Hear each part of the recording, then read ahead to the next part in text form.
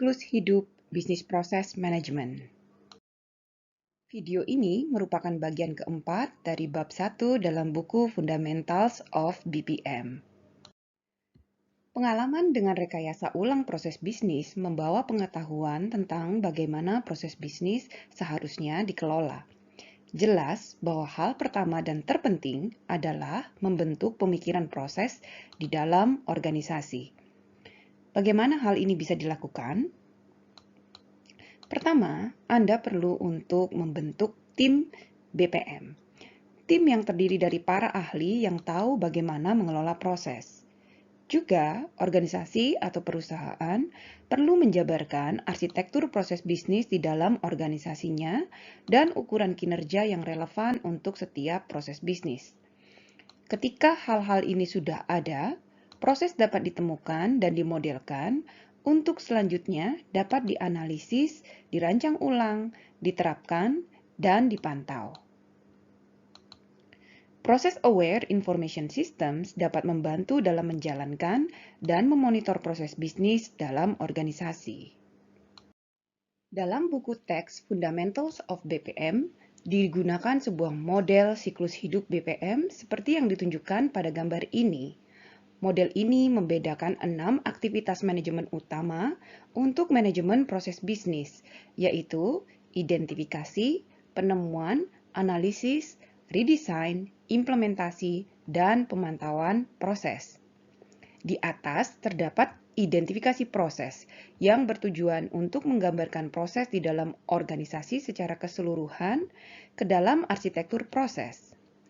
Proses individu dapat menjadi fokus dari siklus di bagian bawah dari identifikasi proses. Mari kita lihat setiap tahapan satu persatu. Pada tahap identifikasi proses, organisasi berusaha menggambarkan prosesnya secara berjenjang dari klasifikasi proses umum atau yang disebut juga dengan lanskap proses, kemudian ke dalam model proses abstrak sampai model proses yang detil. Misalkan di level 1, diklasifikasikan proses inti, pendukung, dan manajemen. Kemudian di level 2, didetilkan menjadi proses penanganan kuotasi, pengiriman produk, dan penanganan tagihan. Pada level 3, bisa didetilkan penanganan kuotasi ke dalam model proses BPMN. Pada tahap identifikasi proses juga bisa dilakukan penentuan ukuran kinerja. Secara umum, ada 3 ukuran kinerja utama, antara lain biaya, waktu, dan kualitas. Pada tahap ini, perusahaan berusaha memprioritaskan proses mana yang akan diperbaiki kinerjanya. Terdapat banyak cara memprioritaskan proses yang akan kita bahas pada minggu kedua. Setelah ditentukan proses yang akan diperbaiki kinerjanya, maka dimulailah siklus di bagian bawah dari identifikasi proses.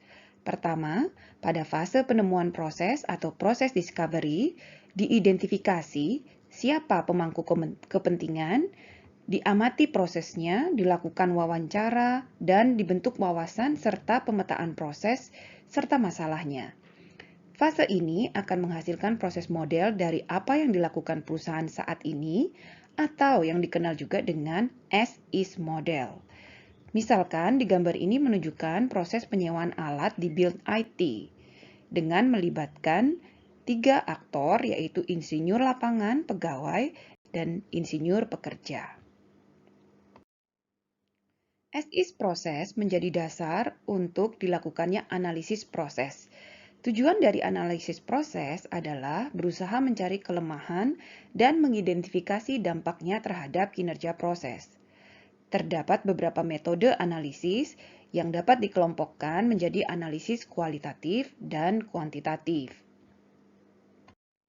Issue register adalah contoh alat analisis kualitatif untuk mengetahui isu-isu dalam proses, konsekuensi, dan dampaknya. Grafik ini atau gambar ini memberikan contoh tentang isu register. Kita akan membahasnya lebih detail pada minggu-minggu selanjutnya. Simulasi adalah salah satu alat kuantitatif yang dapat digunakan untuk melakukan what if analisis dan banyak digunakan untuk mengetahui bagaimana dampak dari suatu perubahan terhadap kinerja dari sebuah proses.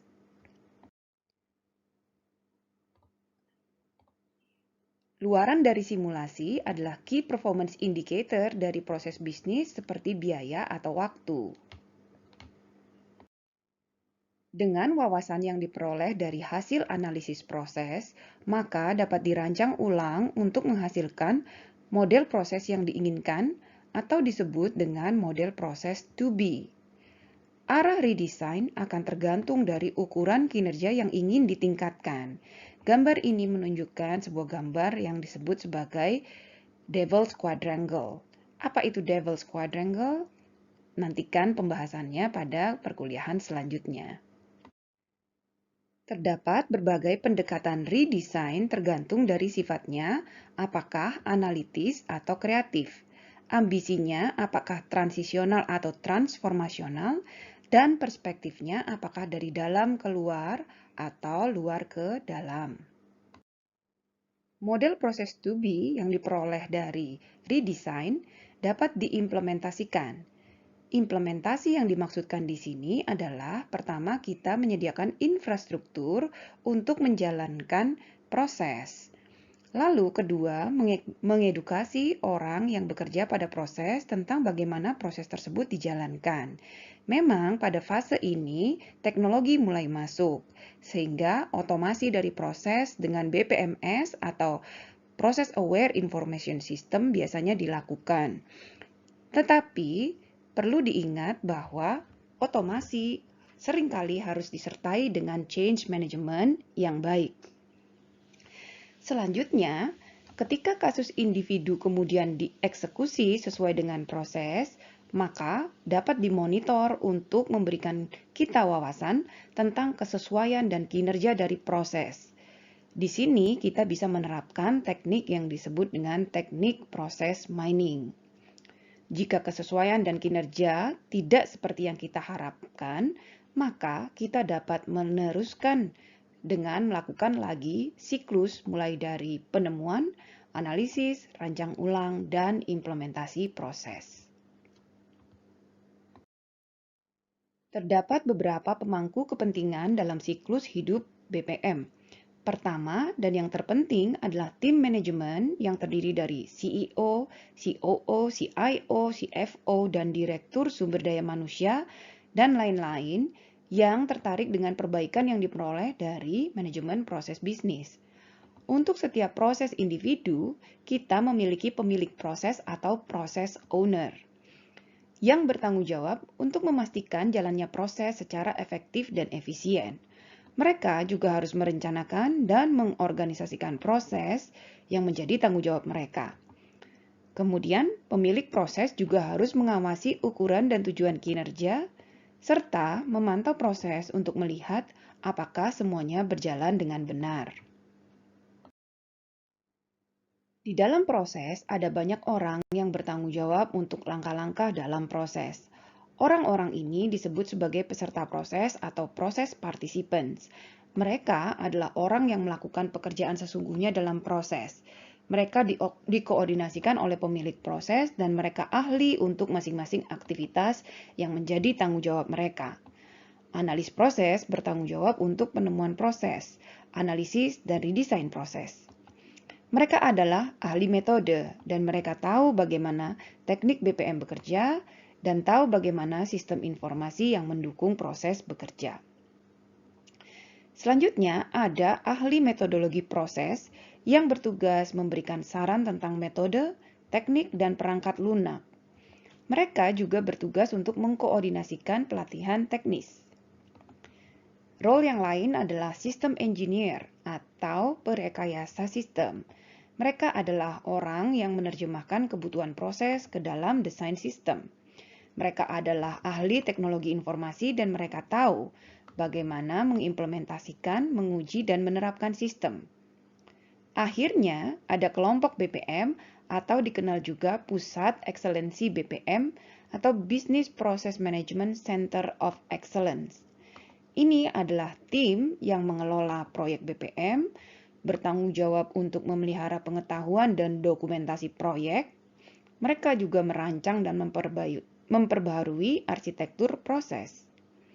Akhirnya, BPM Group juga memprioritaskan proyek desain ulang proses.